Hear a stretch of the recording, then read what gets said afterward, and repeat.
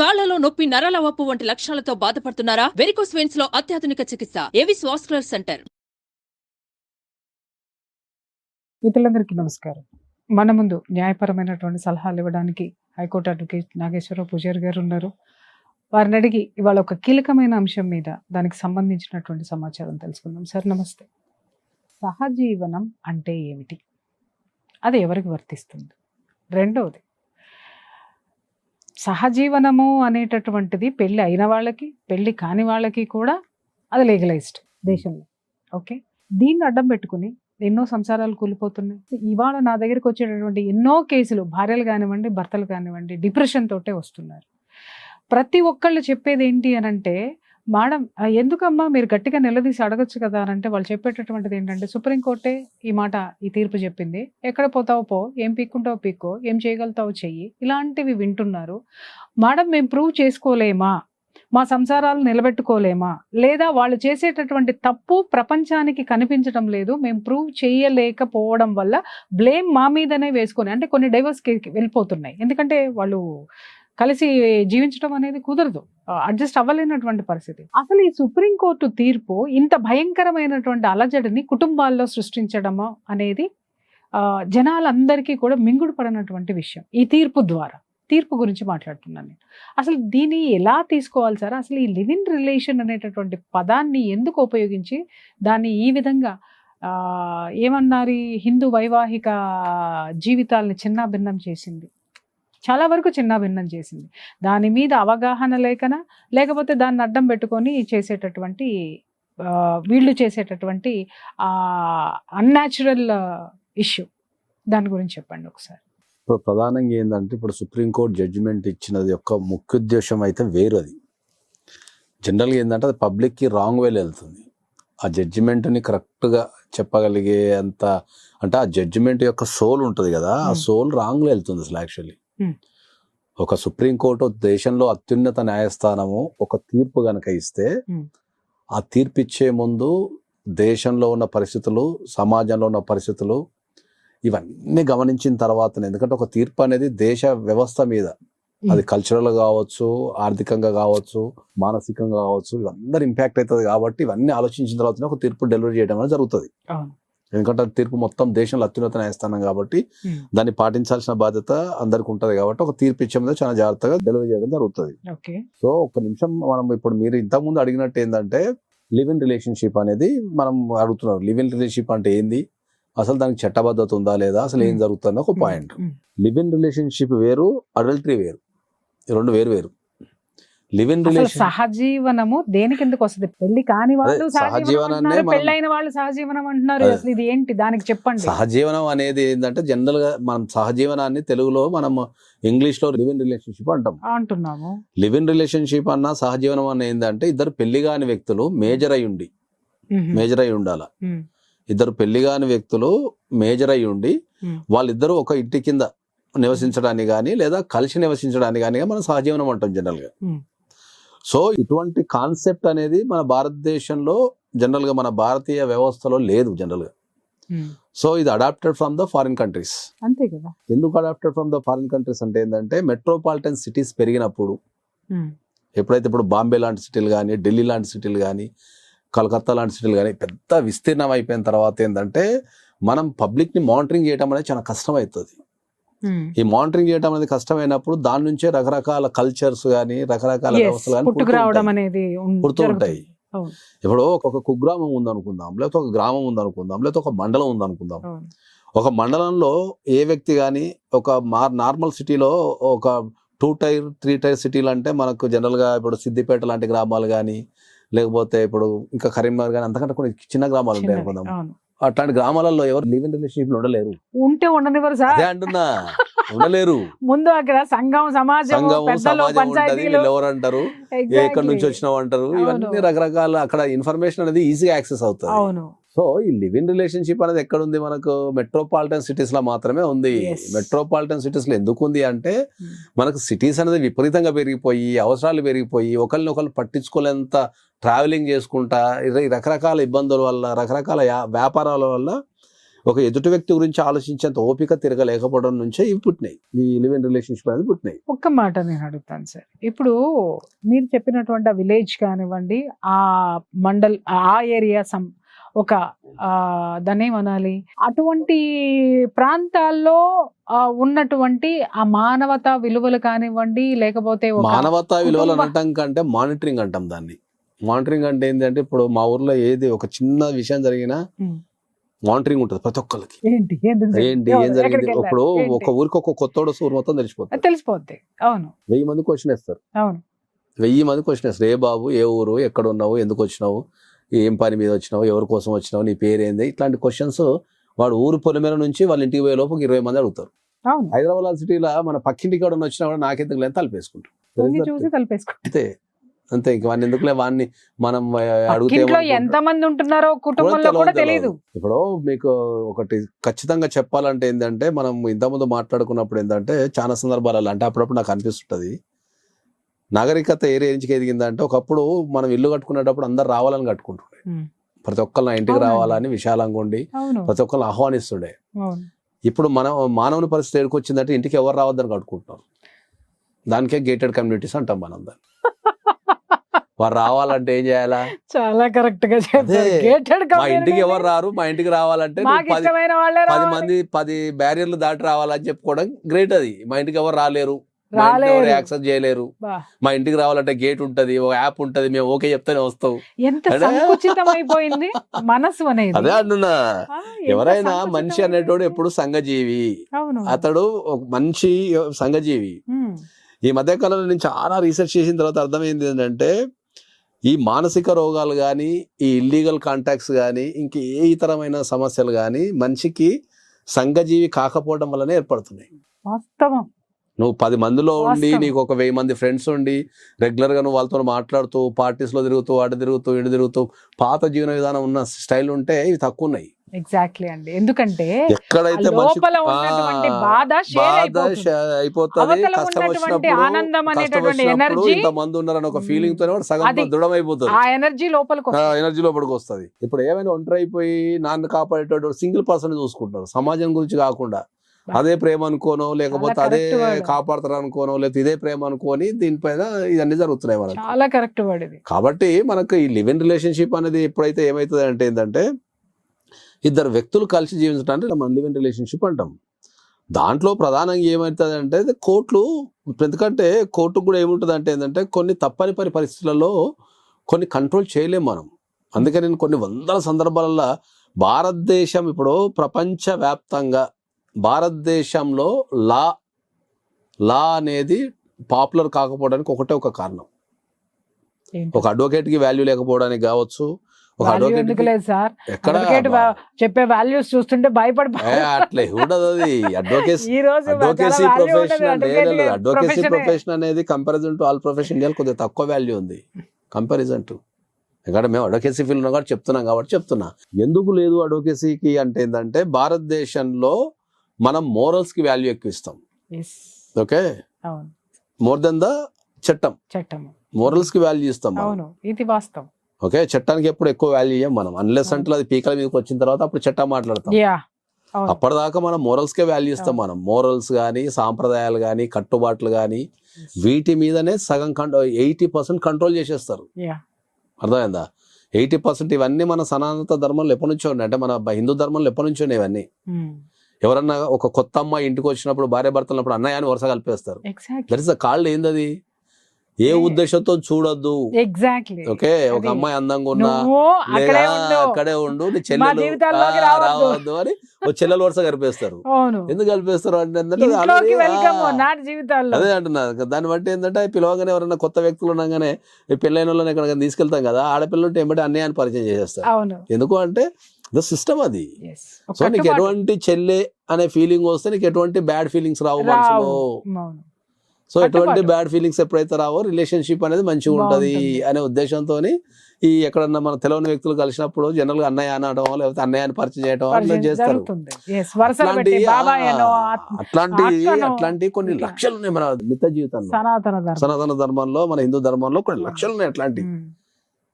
So ఇప్పుడు ఇవన్నీ మాసిపోయినాయి. కారణం జీవితం నుంచి ఏమంటారు? నాకు వెళ్ళిపోయినాయి. ఒక్క మాట చెప్పండి ఎట్లా? సార్. మాసిపోయినాయి అనే మాట్లాడుతున్నాం మనం. అసలు కారణం ఏంటి ఒక్కసారి నాకు చెప్పండి. కారణం అదే. ఎందుకంటే కొన్ని లక్షల డివోర్స్ కేసులు చేశారు మీరు. మనం మనిషిగా ఎదుగుతున్నాం తప్ప మనసు ఎదుగుతాం లేదు ఎక్కడ కూడా. మానసికంగా మానసికంగా ఎదగటం లేదు. మనసు మానసికంగా కుచించుకుపోయింది, మనిషి ఆలోచనలు పరంగా విశాలమైనవి. ఎదిగిపోతున్నాం. మానసికంగా కుచించకపోతున్నాం మనం చాలా. ఉమ్. అది ఎవరికి అర్థం కావట్లే. ఎవరి కాళ్ళు ఏమనుకుంటారు, నాకు నేనే తుస్తోపు, నాకు నేనే గ్రేట్, నేను చేసేదే కరెక్ట్ అంటున్నారు. ఉమ్. ఇంతకుముందు కొన్ని చెప్పి నాకు తలకాయన వస్తున్నది ఏంటంటే, ఉమ్మడి కుటుంబ వ్యవస్థలో ఉన్నంత బ్యూటీ ఎక్కడ లేదు. సార్ మీకు తలనొప్పి వస్తుంది, నాకు స్పాట్లైటిస్ అదే అంటున్నా. ఉమ్మడి కుటుంబంలో ఉన్న వ్యవస్థలో ఉన్నంత బ్యూటీ ఎక్కడ లేదు. ఇప్పుడు ఒక ఇంట్లో ఒక ఆడపిల్ల తప్పు చేసినా, ఒక మగపిల్లగాడు తప్పు చేసినా, ఇంట్లో ఏమైనా ప్రాబ్లం ఉన్నా మానిటరింగ్ సిస్టమ్ ఉంటుంది ఉమ్మడి కుటుంబ వ్యవస్థలో. అవునండి. ఏదైనా సమస్య వచ్చినప్పుడు దాన్ని అప్పుడే ఐడెంటిఫై చేస్తారు. ఏదైనా తప్పు జరిగితే దాన్ని అప్పుడే కూర్చోబెట్టి ఎక్స్ప్లెయిన్ చేస్తారు. అవును. పెద్దలు ఉంటారు, ఖాళీగా ఉంటారు, తాతలు నానమ్మలు అక్కడనే ఉంటారు కాబట్టి వాళ్ళ జీవితాన్ని ఉన్న అనుభవాన్ని అంతా రంగరించి ఇది తప్పు అని చెప్తారు. ఈ తప్పు అని 1, 2, 3 సార్లు చెప్పడం ద్వారా వాళ్ళు రియలైజ్ అయిపోతారు. ఓహో ఇది నేను చేస్తున్నా తప్పు కదా అని చెప్పి రియలైజ్ అవుతారు. ఇప్పుడు మనకు అన్ని న్యూక్లియర్ ఫ్యామిలీస్, సింగిల్ ఫ్యామిలీస్ అయిపోయి తల్లిదండ్రులు ఫుల్ బిజీలో సంపాదనలో ఉన్నప్పుడు వీళ్ళకి పిల్లలకి నేర్పించేది ఎవరు? గూగుల్. ఆ టీవీలలో ఏం నేర్పుతున్నారు? గూగుల్ తల్లి ఏం నేర్పుతున్నారు? గూగుల్ తల్లి కానీ టీవీలో ఏం నేర్పుతున్నారు? అదే అంటున్నారు కదా, వాళ్ళకి నచ్చింది చేసుకుంటున్నారు అంతే. కాబట్టి లివ్ ఇన్ రిలేషన్షిప్ అనేది వాళ్ళు దాన్ని ఇప్పుడు కోర్టు కూడా ఎందుకు యాక్సెప్ట్ చేస్తారు అంటే దే కెన్ కంట్రోల్. చట్టం ఏం చెప్తుంది? 2 మేజర్లు ఉన్న వ్యక్తులు చట్టబద్ధంగా కలిసి ఉండొచ్చు. చట్టం అది. నీకు నచ్చిన వ్యక్తితోని కలిసించే హక్కు నీకుందనే చట్టం. మొరల్ ఏం చెప్తుంది? పెళ్లి కాకుండా నచ్చిన వ్యక్తి అయినా సరే పెళ్లి కాకుండా కలిసి ఉండొద్దని మొరల్ చెప్తుంది. ఆ పాయింట్ ఈ రెండింటి మధ్యలో పంచాయతీ ఇప్పుడు ఇవన్నీ అన్నది. ఈ రెండింటి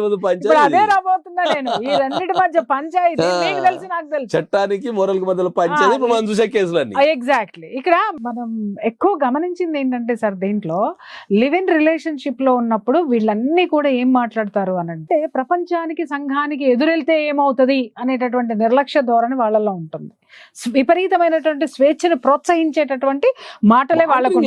వినండి సార్, అదే పెళ్లి అయిన తర్వాత పొరపాటున పాత సంబంధాలు గూగుల్ చాట్లో లేకపోతే ఫోటోలో ఇంకొకటో బయటపడి, లేదా పాత యొక్క పరిచయాలు మళ్ళీ పునరావృతం అయితే మాత్రము వీళ్ళు ఎట్టి పరిస్థితుల్లోనూ యాక్సెప్ట్ చేయరు అవతల వాళ్ళని. ఇక్కడ వస్తుంది, ఇది తెలుసుకోవాలి యువత. ఎంతసేపు లివ్ ఇన్ రిలేషన్షిప్ కోర్టు చెప్పింది, అది చెప్పింది అని చెప్పేసి అని వాళ్ళు మాట్లాడి దానికి విపరీతంగా ఇవాళ ఓయో రూమ్స్ ఎందుకు ఏర్పడినాయి సార్? ఓయో రూమ్స్ లో జరిగేటటువంటి చెప్పండి. మీలాంటి వాళ్ళు మాలాంటి వాళ్ళు వెళ్ళాలి అని అంటే, మన కుటుంబాలతో వెళ్ళాలి అని అంటే రైట్ రాయల్ గా పోతాం. ఈ ఓయో రూమ్స్ లో అత్యధికంగా బుక్ అయ్యేటటువంటివన్నీ కూడా ఈ లివ్ ఇన్ రిలేషన్షిప్ లో ఉన్న వాళ్ళు టైం గడపడానికే కదా అవన్నీ కూడా ఉంటున్నది. చాలా మంది నా దగ్గర వాపోయిన వాళ్ళు ఎవరు ఉన్నారు అని అంటే, వీళ్ళు హోటల్స్ నడిపేటటువంటి వాళ్ళు, ఇలాంటి వాళ్ళు కూడా వాపోయేది ఏంటి ఉంటే కొంతమంది మూసుకున్నారు కూడా, మేము ఇలాంటివి చేయలేము అని చెప్పేసాను. మోరల్ ఒప్పుకోవట్లేదు, చట్టం ఒప్పుకున్నా అని చెప్పేసాను. అది పెళ్లికి ముందు బాగుంటుంది సార్, రిలేషన్షిప్ లో ఉన్నంత వరకు బాగుంటుంది సార్. ఆ relationship when it converts into marriage life. ఇప్పుడు మనం దాని మీదనే కదా నేను ఇన్ని సంవత్సరాల నుంచి పోరాటం చేసేది ఏంటి అంటే, ప్రీమ్యారిటల్ కౌన్సిలింగ్ అనేది తీసుకోమని అందుకే చెప్తున్నాం. ఎందుకంటే ప్రీమ్యారిటల్ కౌన్సిలింగ్ లో ఏమైనా రిలేషన్షిప్స్ ఉంటే దాన్ని ఎట్లా కట్ చేసుకోవాలా, ఎక్కడ దాకా పెట్టాలా, ఎందుకు పెట్టాలా అనేది మనం క్లియర్గా ఎక్స్ప్లెయిన్ చేస్తాం. దానివల్ల ఫ్యూచర్ లో కలిగే నష్టాలు ఏముంటాయి, లాభాలు ఏముంటాయి అనే దాన్ని మనం చెప్తాం. మనం ఇది లివ్ ఇన్ రిలేషన్షిప్. ఇప్పుడు చెప్పండి, పెళ్లి అయిన వాళ్ళు కలిసి ఉండడాన్ని దీన్ని ఏమంటారు? అడల్టరీ అంటారా లేకపోతే ఇంకేమంటారు? దానికి ఏం పేరు ఉంది? పెళ్లి అయిన తర్వాత, ఏదైనా 2 వ్యక్తులకు పెళ్లి అయిన తర్వాత జనరల్ గా మోరల్ ఏం చెప్తుంది? మళ్ళీ మోరల్ పెళ్ళైన తర్వాత భార్య భర్తనే, భార్యకైనా భర్తనే, భర్తకైనా భార్యనే. ఇద్దరు అన్ని రకాలుగా మానసికంగా గానీ, మీరు చెప్పింది ఏంటంటే మానసికంగా గానీ, శారీరకంగా గానీ, ఏ రకమైన సేవల పరంగా గానీ భార్య భర్తలనేది కలిసి జీవించాలనేది మన భారతీయ సాంప్రదాయం. ఓకే, ఓవర్ ద పీరియడ్ లో ఏమవుతుందంటే, ఈ పెళ్లిలో జరిగే తప్పుల వల్ల, ఎప్పుడైనా చూడ పెళ్లిలో జరిగే తప్పులు కావచ్చు, లేకపోతే పెళ్లి తర్వాత వాళ్ళిద్దరి మధ్యలో ఏర్పడే అండర్స్టాండింగ్ కావచ్చు, ఈ రెండింటి నుంచే మనకు ఈ థర్డ్ రిలేషన్షిప్ అనేది పుడుతుంది. అదే అంటున్నా. ఓకే, థర్డ్ రిలేషన్షిప్ అనేది పుడుతుంది. ఈ థర్డ్ రిలేషన్షిప్ అనేది ఎట్లా పుడుతుంది అంటే, ఎక్కువగా ఇప్పుడు ఈ థర్డ్ రిలేషన్షిప్ అనేది ఎట్లా పుడుతుంది అంటే, 2 వ్యక్తులు పెళ్ళైన తర్వాత ఎక్కువగా పుట్టేది, చాలా సందర్భాల్లో పుట్టేది మనం ఫిజికల్ కాంటాక్ట్ ద్వారా ఎక్కువ ఉంటుంది. అంతే, అది ఫిజికల్ కాంటాక్ట్ ఎక్కువ ఉంటుంది. రెండోది ఫైనాన్షియల్, మూడోది కెరియర్, 3 ఉంటాయి.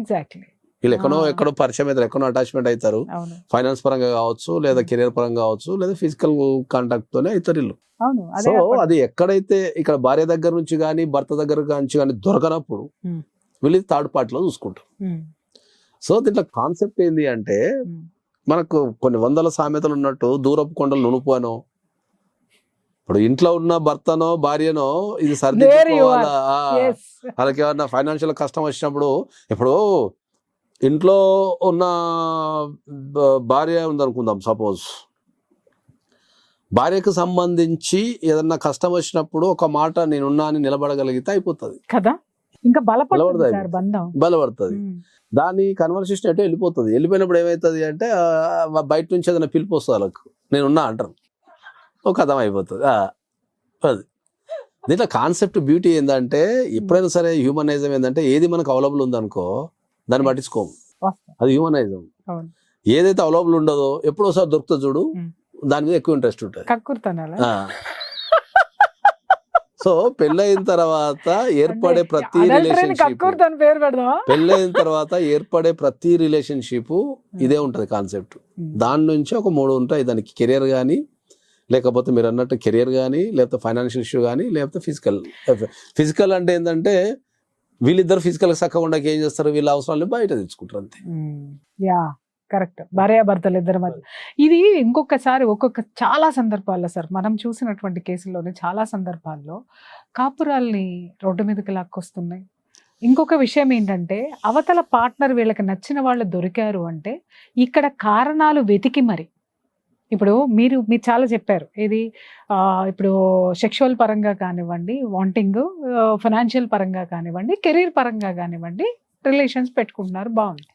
అక్కడ గనక బంధం బలపడితేనో లేకపోతే డిపెండెన్సీ ఎక్కువైతేనో ఆ ఆధారపడడం అనేటటువంటి దాన్ని బలం చేసుకోవడానికి, పర్మనెంట్ చేసుకోవడానికి యువతలో ఉన్న రిలేషన్ బీటలు వారిపోవడం. వాళ్ళకి తెలియని కాన్సెప్ట్ ఏంటంటే విడిపోవాలనుకున్నప్పుడు కూర్చోబెట్టో కదా, లేకపోతే ఆ రిలేషన్షిప్ నుంచి వెళ్ళిపోయి సమస్యల్లో ఎప్పుడైనా కూడా సమస్యలు ఏంటంటే at a time multiple relationships maintain చేయడంతోనే సమస్య.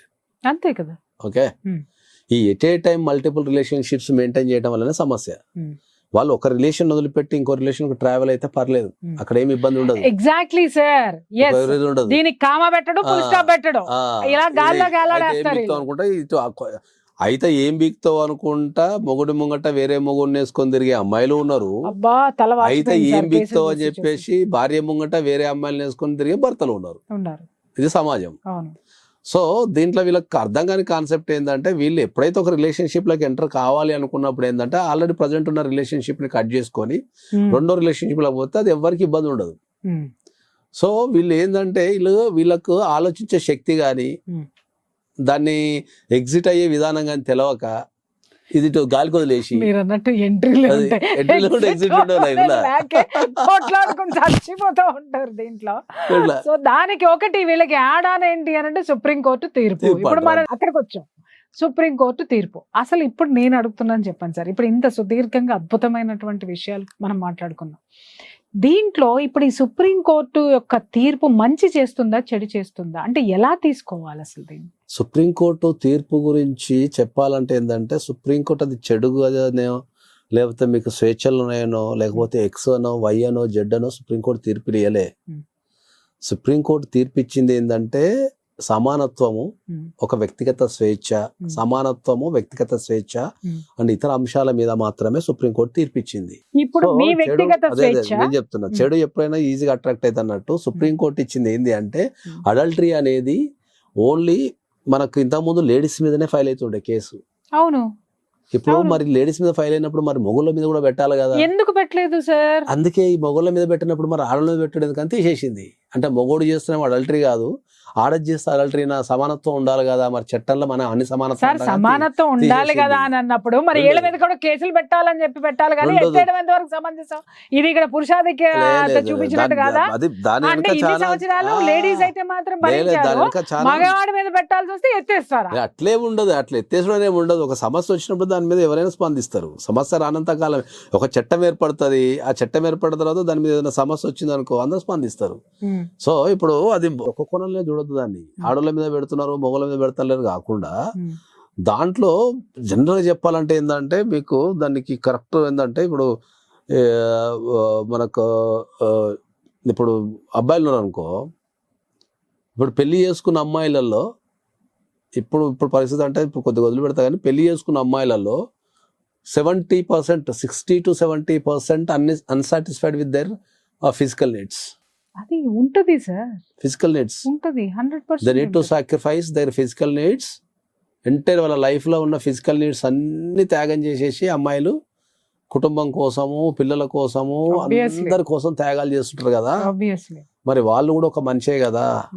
మరి ఏ కారణం చేతనైనా వాళ్ళకు ఒక ఫిజికల్ నీడ్ వాళ్ళ లైఫ్ లో ఫిల్ కానప్పుడు మరి వాళ్ళకున్న రైట్ ఏంది, వాళ్ళు ఎందుకు ఉండాలా అనే దాని నుంచి సుప్రీంకోర్టు దాని ముఖ్య ఉద్దేశం. జనరల్ గా సరే మీరు వందల మంది ఉన్నారు, మీరు వందల మంది. ఇక్కడ ఒక చిన్న క్వశ్చన్, ఇక్కడ నేనేమంటానంటే ఇప్పుడు ఆ ఉద్దేశంతో సుప్రీంకోర్టు పెట్టింది బాగుంది. ఇప్పుడు దీన్ని ఇది ఎలా మారిందో నేను చెప్తున్నా, నేను ఫేస్ చేసి చెప్తున్నాను సార్, నేను చూసి చెప్తున్నా. ఇది ఎలా మారింది అని అంటే సంసారాలు చేసేటటువంటి కుటుంబాల మధ్య ఒక స్త్రీ పెళ్లి అయింది, భర్తతోటి సుఖం లేదు, వాడు చేతగాడు, నాకు ఇంకొకటి కావాలి ఫైనాన్షియల్గా శారీరకంగా అని చెప్పి అతనితోటి బిడ్డను గడి బేఫికర్గా ఇద్దరితోటి ఒకే అపార్ట్మెంట్లో, వినండి సార్, సంసారం చేస్తుంది. రైట్? సంసారం చేస్తున్నప్పుడు సంసారం గుట్టుగా సంసారం చేసుకున్నారా? మీరు అన్నట్టు మెట్రోపాలిటన్ సిటీస్ వదిలేద్దాం, ఎందుకంటే మనం చాలా గొప్పవాళ్ళం కాబట్టి. కానీ ప్రతి నిత్యము పచ్చి బూతులతోటి కొట్టుకొని తిట్టుకొని వాళ్ళ యొక్క ఇల్లీగల్ రిలేషన్ని దరిద్రంగా చుట్టుపక్కల వినపడేటట్టు తాగి కొట్టుకొని నాశనం చేసినప్పుడు నాలాంటి వాళ్ళు అబ్జెక్ట్ చేస్తే వీళ్ళు చూపించే కార్డు సుప్రీంకోర్టు, వినండి సార్, మా బాధలు వినండి సార్, సుప్రీంకోర్టు తీర్పు ఉంది నువ్వు ఎవరితో అడగడానికి, నంబర్ 1. రెండోది ఏంటంటే ద గ్రేట్ చుట్టుపక్కల ఇరుగు పొరుగు వాళ్ళు కూడా మాట్లాడేటటువంటి మేధావినులు మాట్లాడేటటువంటిది ఏంటంటే వాళ్ళ ఇంట్లో వాళ్ళు ఏమైనా చేసుకుంటారండి, ఏం మాట్లాడతాం. ఈ కల్చరు నీ ఇంటి చుట్టుపక్కల, నా ఇంట్లో పెళ్లి కావాల్సిన మగపిల్లలు ఉన్నారు, ఎదుగుతున్న ఆడపిల్లలు ఉన్నారు.